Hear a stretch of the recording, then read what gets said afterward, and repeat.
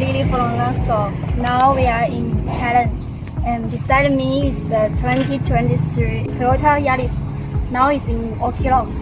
So let me show you how to use the Lonsdor K518 Pro to add key for this car. Okay, so let's do it. Okay, now we connect this applicable to the car. Choose Immo and Remove. Choose Toyota. Select from vehicle and select Yaris. After 2021, smart key. Okay, now we choose all smart key laws. Please follow the noted and click OK. Hold new key to the start button.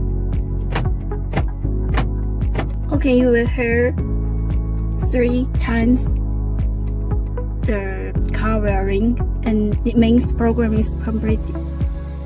Now we test the remote function and smart function for this new key.